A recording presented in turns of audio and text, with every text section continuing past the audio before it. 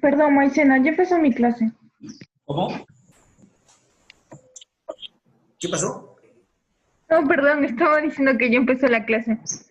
Bueno, aquí está empezada la clase, muy bien. Bueno, entonces estábamos contando que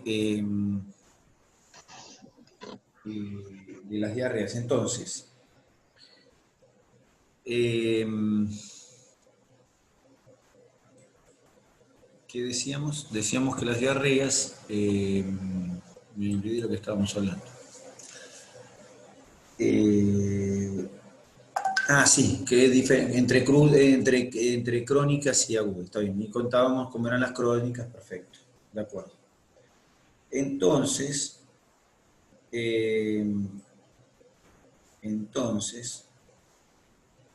espere que quiero ver una cosita que... Un segundo, ¿eh?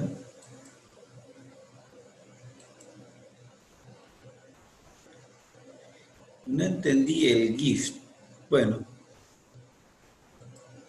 ahí está gritando Gladiador.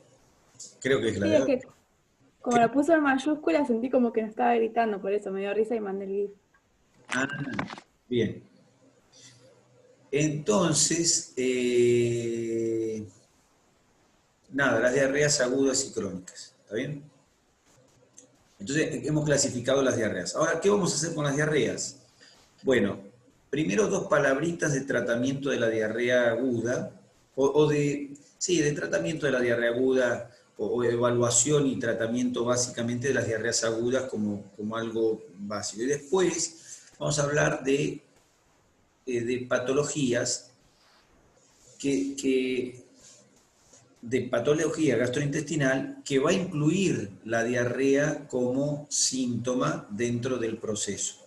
Entonces, nada, primero vamos a hablar de esto, después vamos a hablar de patologías que son muy comunes. Entonces uno dice, por ejemplo, ¿cuántas veces le han dicho como diagnóstico, usted tiene una enterocolitis?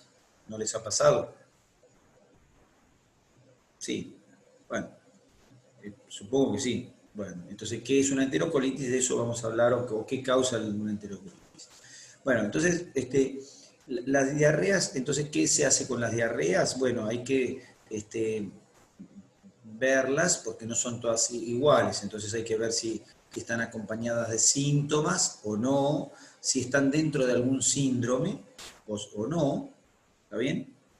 Hay que ver cómo es la materia fecal de la diarrea, cómo impacta la diarrea en el estado nutricional y de hidratación, que ahora después vamos a hablar una palabrita de hidratación de vuelta. Bueno, si no es ahora, hablaremos en la próxima charla de la mañana.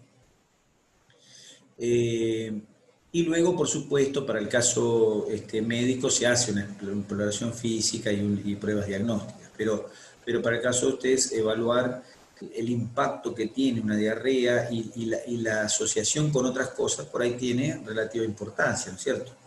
Porque una diarrea puede ser un cuadro muy simple, muy tranquilo, pero puede ser un cuadro muy complicado, ¿eh? Especialmente en personas que tengan un predisponente o algún predisponente. Por ejemplo, esas cosas bajas que se llaman niños, ¿está bien? Y cuanto más niños, más chicos son los niños, mayor predisposición tienen a tener un impacto importante en su estado nutricional e hidratación. ¿Está bien? Entonces, bueno, tener en cuenta las cosas. Y lo mismo que por ahí una diarrea, que uno dice, bueno, vamos a tratar una diarrea, listo, ya está, algo constipante, listo. No, pará, porque esta diarrea viene con premios, viene con acompañantes, cosas que la acompañan. Entonces no es lo mismo, no se puede tratar de la misma manera. O si es parte de un síndrome. Entonces, no, bueno, es una diarrea. No, bueno, pero esta es una diarrea que pertenece a un cuadro general, que es una colitis ulcerosa. Entonces, no, de acuerdo, tener en cuenta que no es lo mismo una diarrea que otra a la hora de evaluar la situación. Y cuáles son los pilares de los tratamientos para las diarreas. ¿Cuáles son los pilares para los tratamientos para las diarreas? Hidratación. ¿Cómo? Hidratación. Hidratación, dijo, quiero suponer que dijo hidratación, ¿no es cierto?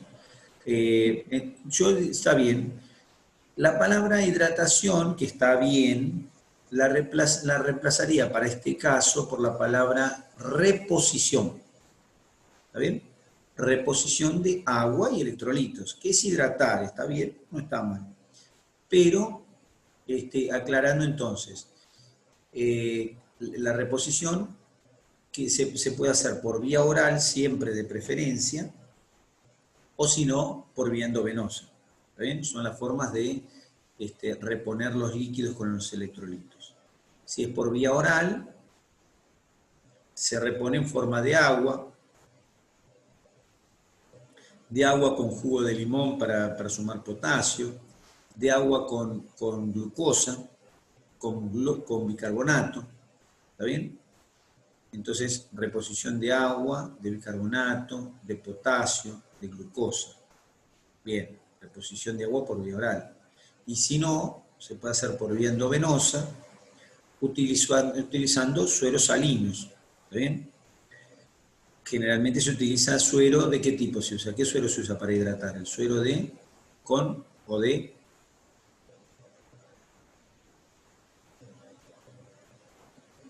cloruro de sodio al 0,9%? Ese es para hidratación endovenosa.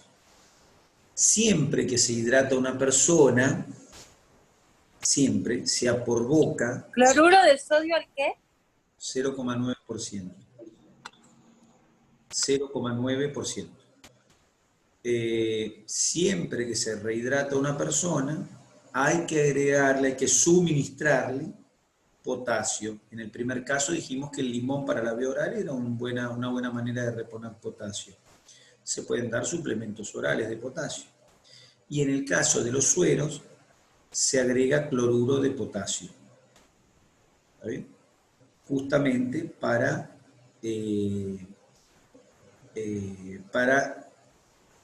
reponer el potasio en la medida que aumentamos los volúmenes corporales. Muchas veces, esto si no lo vieron lo van a ver muchas veces, la gente dice, uy, se le podrá poner un suerito al abuelo porque está muy deshidratado. Se le puede poner un suerito, pero ojo, que si nosotros expandimos mucho al abuelito y no le ponemos cloruro de potasio, corremos el riesgo de generarle nosotros una hipopotasemia con el consiguiente riesgo de vida que eso lleva. ¿Bien? Es decir, el cloruro de potasio, cuando uno hace una expansión endovenosa de un paciente, siempre tiene que haber cloruro de potasio y hay que calcular, se hace un cálculo, no importa, ustedes por ahora no van a hacer el cálculo, pero hay que hacer un cálculo teniendo en cuenta que la cantidad de potasio en el cuerpo es de 4,5 mil equivalentes. La idea es suministrar entonces cloruro de potasio para que el potasio del organismo, hay que medir el potasio antes por supuesto, en el cuerpo de la persona se mide el potasio y se hace el cálculo para que el potasio se mantenga entre rangos de 3,5 a 5,5 mil equivalentes por litro. ¿Está bien? Simplemente haciendo cuentas, si yo le doy a una persona en 5 litros de sangre, le doy 1 mil equivalente, solo uno, entonces le voy a dar 1 mil equivalente por cada 5 litros, uno en 5 litros. Si le doy 1 mil equivalente por cada 100 mililitros, entonces le doy 1 cada 100, y lo que sea necesario le daré para obtener la concentración que necesite la persona. Pero no importa eso específicamente, sino que lo que me interesa es que hay que reponer el potasio cada vez que se rehidrata, ya sea por vía oral, a través de la utilización de potasio en tableta o algún vegetal o alguna fruta que contenga el potasio, y en forma de cloruro de potasio, de un suero de cloruro de potasio, en el caso que sea la necesidad de hidratar por vía endovenosa. Entonces, ¿Las sales de rehidratación oral no están preparadas específicamente para esto? bueno, las sales de rehidratación oral traen potasio, pero no todo el mundo le damos sales de rehidratación oral. Es decir, primero por una cosa muy simple, la primera causa por la cual no damos sales de rehidratación oral, ¿cuál es? Son asquerosas. Bien, uno quiere usar la... Saben a sal, pero tienen olor a tutti frutti, o sea, te da náuseas. Claro, claro. No quería usar la palabra asquerosa por el horario, ¿vio? La de protección al menor. Pero realmente son revulsivas. Y no sé si las tomaron alguna vez. Acá parece que doña Cecilia tomó, pero el que no las tomó puede hacer la prueba o ahí se compra a la farmacia. No son muy caras, así que se compra. Sí, a mí me las dieron por un pico de hiponatремia que tuve hace un par de años después de un par de maratones. Claro, claro, bueno, está bien. Por correr maratones estamos hablando, se dan cuenta. Pero para alguna diarrea común, habitual, donde tenemos que rehidratar por vía oral, no damos sales de rehidratación oral, que esa es la segunda causa. En la mayoría de las circunstancias en las que proponemos la rehidratación oral, con agregar jugo de limón, podemos suministrar potasio. También se pueden tomar bebidas como el Gatorade, que ya también tiene potasio. Entonces, la reposición por vía oral no necesita, la mayoría de las veces, no necesita la adopción de una medida como es las sales de rehidratación oral, que son bastante desagradables y que hacen principalmente en los chicos que no se cumpla un tratamiento realmente. Es decir, la mamá le da 3 cucharas de sales de rehidratación oral y el chico le escupe las 3, entonces llega un momento que mayormente no tiene sentido. Se pueden usar por ahí en la guardia del hospital o por ahí si la madre va a tomar conciencia y teniendo en cuenta que va a ser poco el tiempo de rehidratación, pero a largo plazo sabemos que mucho no va a durar eso. Bueno, entonces rehidratar sería entonces reponer agua y electrolitos, ¿está bien? Perfecto. Como medida general, no proporcionar lácteos, ¿sí? Puede ser que el yogur, ¿está bien? El yogur después de un tercer día, mejor dicho, después de un tercer día de deposiciones diarreicas, el yogur descremado pueda ser una opción que sea la excepción de la regla, ¿está bien? Entonces, no suministramos lácteos. Fibra tampoco, ¿no? Claro, ahora venía eso exactamente. No, entonces suministramos lácteos los primeros 7-10 días y excepto que sea algún yogur o algún yogur descremado.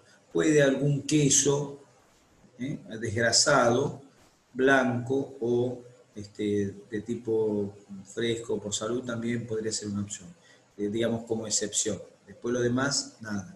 Todo lo que es lácteo, suspender por 7 días básicamente. Suspender todo tipo de fibra, o sea, retirar los alimentos con fibra, retirar alimentos con edulcorantes de tipo manitol o sorbitol, que son osmóticamente activos, verificar cuáles son los fármacos que está tomando, porque hay fármacos que pueden ser osmóticamente activos o irritantes del tubo digestivo, suspender el alcohol absolutamente, no puede tomar alcohol el paciente con diarrea, para nada, y en términos generales, con estas pautas y una dieta constipante, podemos solucionar gran parte de las diarreas. En general, no se suministran antibióticos para las diarreas. No es una indicación común el antibiótico en un cuadro diarreico agudo, que es lo que estábamos contando. ¿Está bien? Un cuadro diarreico agudo. Estas son pautas generales de una dieta, ¿de acuerdo? Y después, lógicamente, la dieta va a ser constipante, es decir, ¿qué se le dará a un paciente que tenga diarrea aguda? Arroz blanco. Iba a decir exactamente lo mismo. El arroz blanco, el caldo el caldo rehidrata, y el caldo, podemos hacer un caldo de verdura colada. El caldo rehidrata y alimenta, no le tenemos que dar la verdura. El vegetal no. Hierve la verdura, uno le dice a la mamá, por ejemplo, para el neno, le dice para el abuelo, para quien fuera, hierve un poco de verdura, cualquier verdura, lo que usted quiera. Cualquier verdura, así usted me está diciendo cualquier verdura, dice la persona. No, sí, pero no. Bueno, entonces cualquier verdura coloca dentro de una olla, la hierve y la cuela. A ese caldo le puede poner un poco de arroz y eso puede comer la persona. Si es una persona que no tiene hipertensión, no tiene antecedentes de hipertensión, ponerle un poco de sal le da gusto, y eso es un alimento que no licuar la verdura, colarla. Es un alimento que puede mantener al paciente hidratándose a la vez de alimentándose. Entonces, el arroz, la harina de maíz, ¿sí? O sea, la polenta. La polenta. La polenta. Pollo. El pollo, yo generalmente en mi caso particular, cuando hago dietas para diarreas agudas, el primer día generalmente utilizo la premisa de la dieta líquida, caldo, gelatinas, té, 7up sin gas. 7up sin gas por ahí no. En algunos casos, dependiendo cómo es la situación. Agua, Gatorade, son cosas que puede tomar el paciente. El segundo día ya arroz sólido o polenta, con aceite crudo y queso rallado. Ese sería el único lácteo que podría cambiar la situación, digamos, un poco para que tenga gusto la comida, porque arroz solo blanco es como comer nada, una cosa, o la polenta sola blanca, pero un poco de queso se le puede poner rallado. Y después en un tercer día sí, el pollo, el pescado bien cocido, ¿está bien? Pollo, pescado, ya se puede agregar algún vegetal como el zapallo, por ejemplo, zapallo de tipo calabaza, zanahoria, hervidos, ¿está bien? Es decir, las dietas son muy estrictas, por 2 días, 3 días se pueden hacer estrictas. Hay por supuesto los líquidos, ¿no es cierto? El agua, se pueden dar el Gatorade con glucosa, pero hay corrientes respecto de eso que dicen que no, que hay que suministrar desde un primer momento, empezar a volver a la dieta.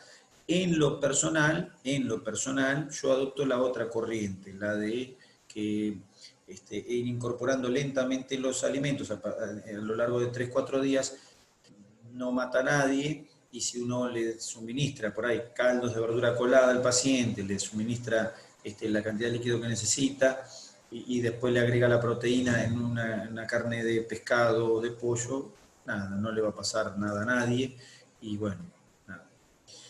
Bueno, pero en términos generales lo que sí, entonces reposición hidroelectrolítica, a no olvidarse del potasio, ¿está bien?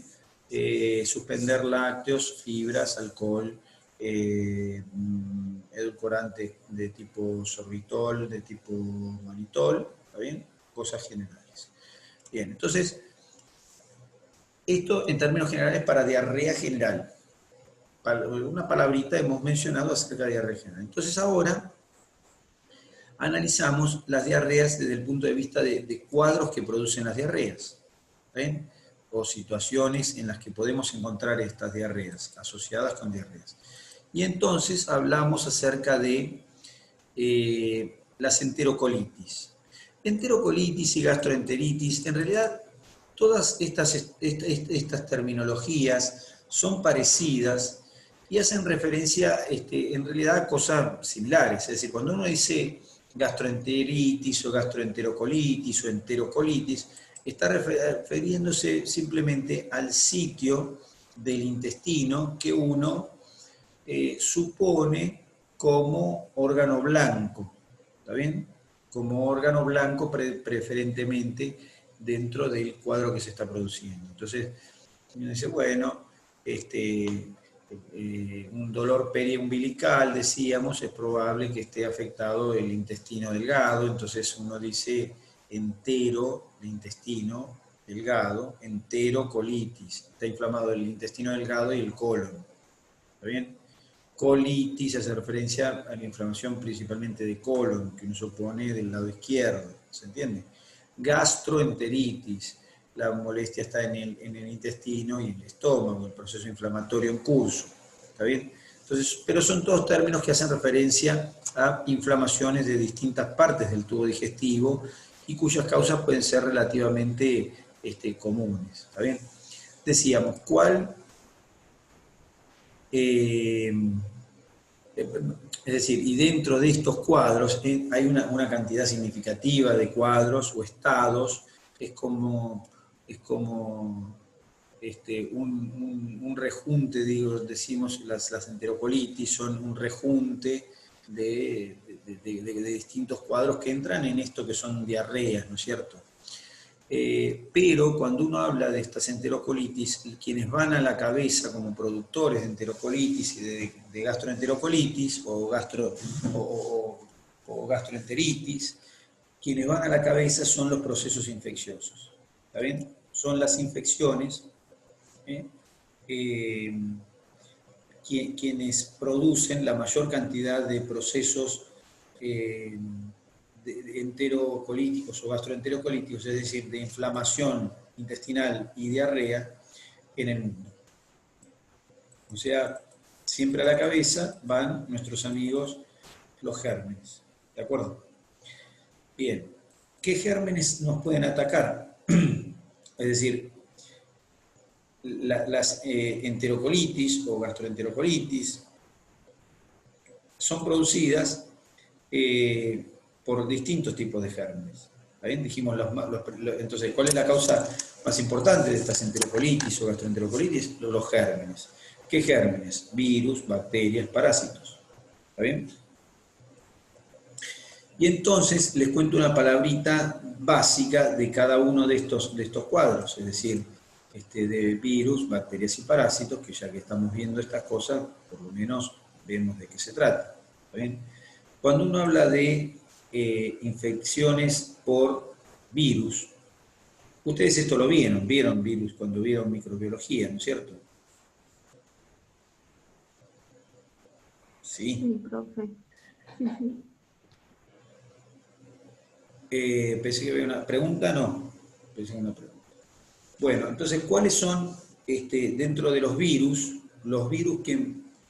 que producen en mayor medida las gastroenterocolitis en humanos?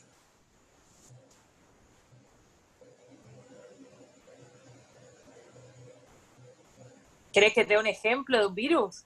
El Norwalk. Que me dé un ejemplo. ¿Cómo? Virus de Norwalk, algo así. Norwalk.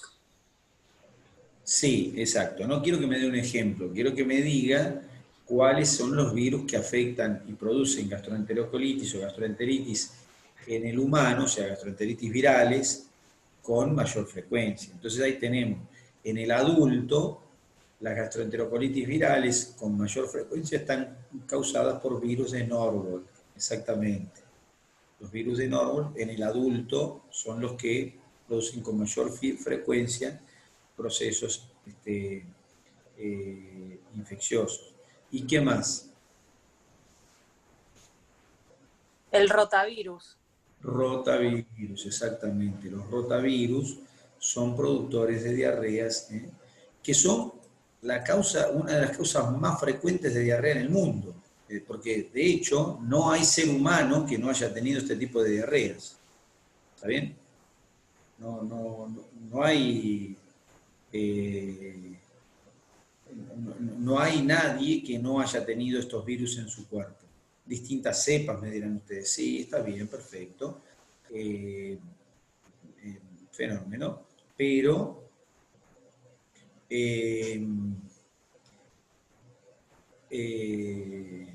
decía, no hay persona que no haya tenido estos virus. Bueno, virus de Norwalk en el caso del adulto, y el rotavirus suele ser más frecuente en niños, ¿está bien? Pero no son los únicos que producen, también virus de la familia Caliciviridae, o sea, los calicivirus también pueden producir diarreas, ¿está bien? Los virus de tipo calicivirus pueden producir diarreas también, ¿está bien? ¿Y qué hace un virus? ¿Por qué produce diarrea un virus? ¿Cómo hace para producir diarrea un virus?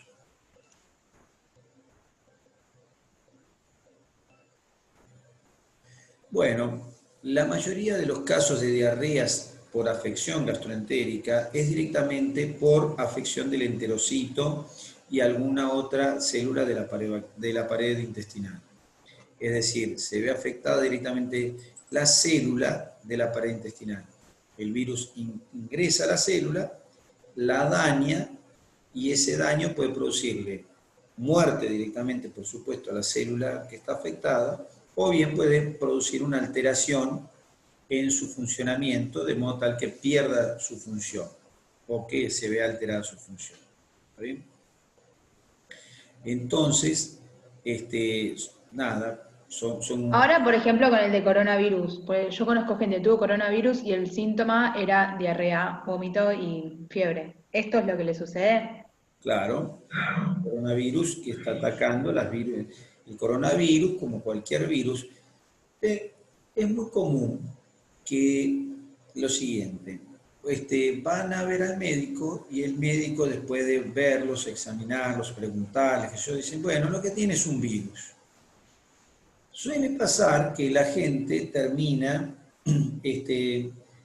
haciendo el estereotipo de esa situación, de modo tal que queda como que el tipo que lo vio le dijo es un virus porque no sabía de qué se trataba. Y entonces, bueno, no sabe de qué se trata. Entonces aparecen las frases como cuando el médico no sabe qué es lo que tenés, te dice que es un virus. Eso lo han escuchado seguramente muchas veces. Cuando el médico no sabe qué tenés, dice que tenés un virus. Bueno, en parte es verdad, por supuesto, no digo que no, yo no es una cuestión ni corporativa ni nada, pero también es cierto que no es que uno dice es un virus porque sí, dice es un virus. Es que hay más virus que bacterias, ¿no? Bueno, pero Como que mucha cantidad. porque la forma de expresarse de los virus es múltiple. Y en esa multiplicidad de afectaciones, o de manifestaciones, perdón, en esa multiplicidad de afectaciones, uno puede ver el trasfondo del problema, que es el tipo de célula que afectó el virus. Es decir, los virus producen afectaciones en términos generales, ahora les cuento otra cosita, pero por ahora en términos generales, los virus producen alteraciones por invasión celular y producción de muerte o daño de la célula que está invadida. ¿Está bien? Entonces, la producción de muerte celular. Ahora, como el virus, los virus suelen tener tejidos trópicos o tróficos. ¿Qué quiere decir eso? Los tejidos trópicos son aquellos por los cuales tienen mayor avidez. Entonces, un virus respiratorio, un virus intestinal, un virus de hepático, un virus de glándulas. Bueno, los virus tienen un tropismo o una atracción por algún tipo de tejido. Entonces, cuando uno ve respuestas que no son del todo específicas y que tienen una conformación relacionada con un daño, una conformación relacionada con un daño de un aparato o de una serie de aparatos, uno lo asocia entonces con virus. Entonces, uno ve una diarrea de aparición espontánea que tiene ciertas características, que ahora conversamos una palabrita, y uno dice, esto probablemente sea un virus intestinal, ¿está bien? Un virus del tubo digestivo. Y entonces esa frase, bueno, sí, parece que fuera que uno le dice, sí, es un virus, pero en realidad no es que está diciendo es un virus porque sí, está diciendo es un virus porque el paciente está agrupando una sintomatología y la está expresando. Y a veces, como las sintomatologías de los virus son cruzadas, entonces parece que uno está diciendo que es un virus a todo que parece que es lo mismo, pero no es exactamente lo mismo.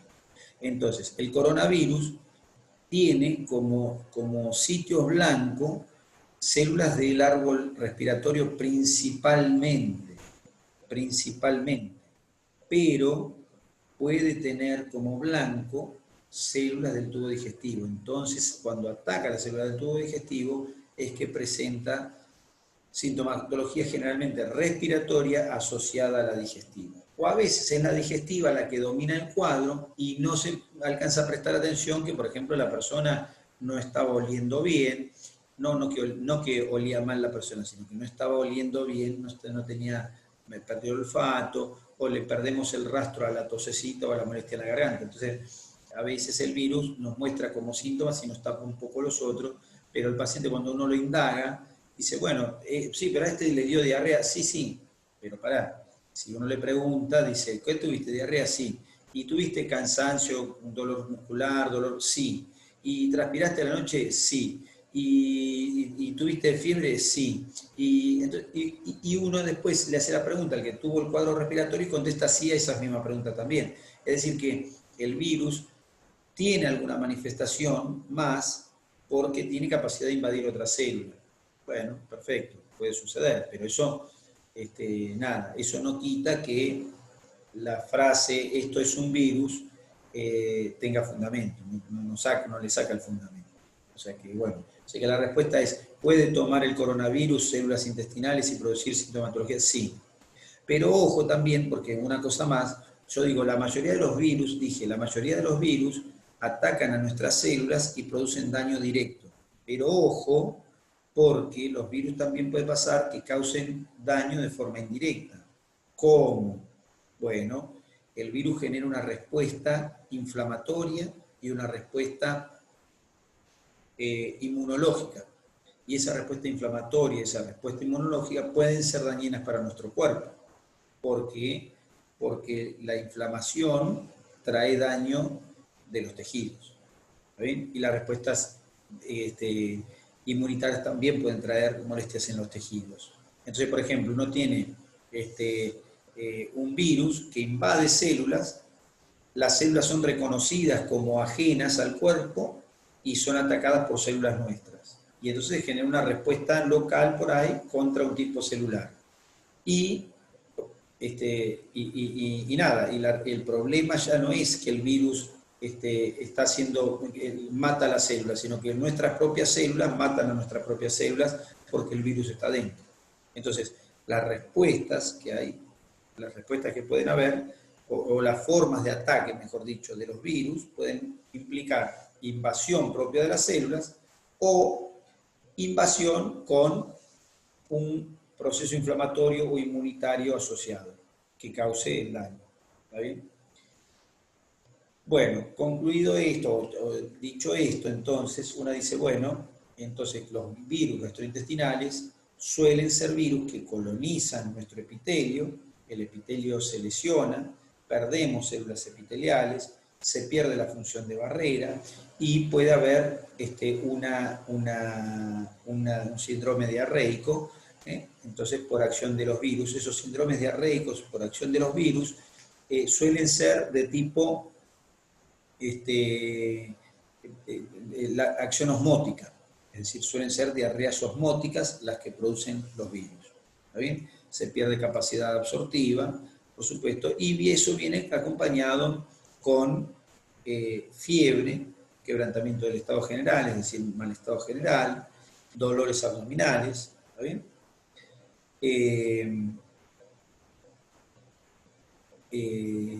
Bien, entonces, bueno, ahí tengo el virus como productor de gastroenterocolitis. ¿Está bien? ¿Qué pasa con la mayoría de los virus intestinales que nosotros nos pegamos? ¿Qué suele pasar con los virus intestinales? Cuando le dice el médico, bueno, es un virus... Se van solos. Se van solos. Como el coronavirus. Se van solos. El coronavirus, por ejemplo, el daño mayor que causa el coronavirus no es la muerte de las células en sí. Sí, ese es el daño que causa habitualmente y del que el cuerpo se deshace con total facilidad. Cuando el cuerpo se ve dañado severamente, Claro, el problema es o sea, el proceso inflamatorio, me imagino. Que Claro, genera. cuando, además de haber muerte de algunas células de las que el cuerpo se puede encargar, se exacerba el proceso inflamatorio e inmunitario y eso genera daño grave en el cuerpo. Es decir, el daño original que causa el virus lo pasamos de taquito. El problema no es ese daño original que causa el virus, sino el daño secundario a la respuesta del organismo contra las células que trabajaban en defendernos de ese virus. Bueno, entonces nada, ese es un ejemplo, ahí está. ¿Qué es lo que se hace con los virus? Entonces habitualmente se los deja porque el virus resuelve solo. No es que es una cuestión de facilismo para el médico que dice es un virus y ya está, pues se cura solo, sino que tiene que ver con una serie de síntomas que aparecen y como las enfermedades virales son muy frecuentes, entonces, bueno, la conclusión es que bueno, se puede escuchar esa frase de es un virus, pero que no está respaldada en una cuestión arbitraria, sino que está respaldada en conocer cómo se manifiestan los virus.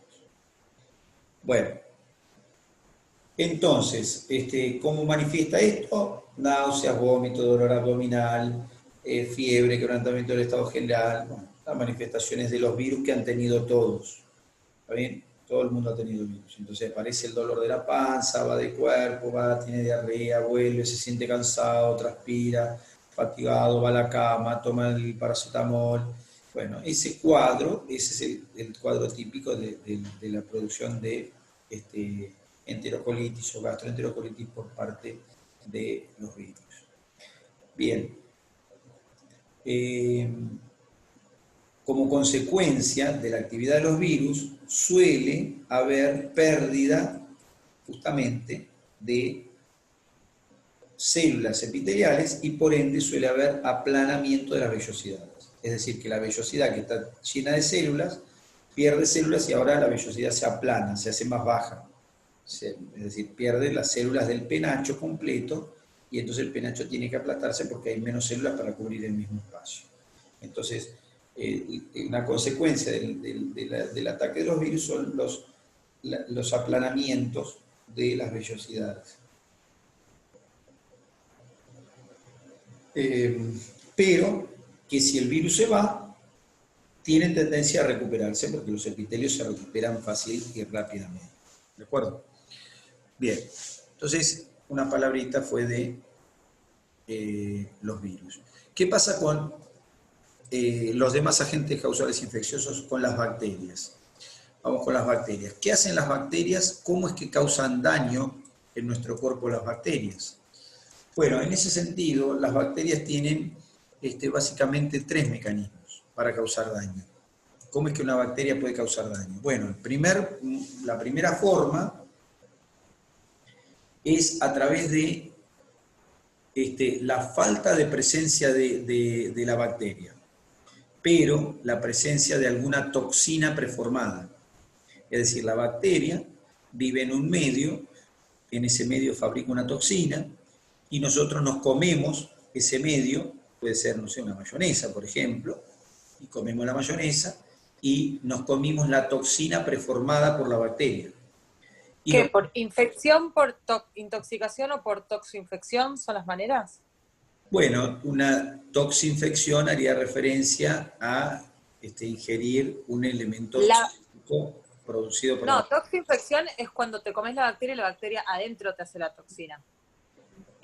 Intoxicación es la toxina en el alimento. Claro, perdón, si es al revés, tenés razón. Okay. Intoxicación es cuando la comes, estoy medio dormido y hablo medio dormido hoy. Pero sí, somos dos igual, no te preocupes. Bueno, intoxicación es justamente, uno se está intoxicando con la toxina preformada. Esa es una de las maneras. La segunda es que comamos la bacteria desarrolla en nuestro organismo y a la par fabrica una toxina y eso nos causa daño. Y la otra forma es la proliferación en la pared, y esa es la infección directamente, eso es una infección por bacterias, y esa infección entonces desarrolla en la pared del intestino, en la superficie o en la profundidad de la pared, cualquiera de los dos casos, y eso es lo que produce el daño. O sea que tengo 3 formas de producir daño, que son entonces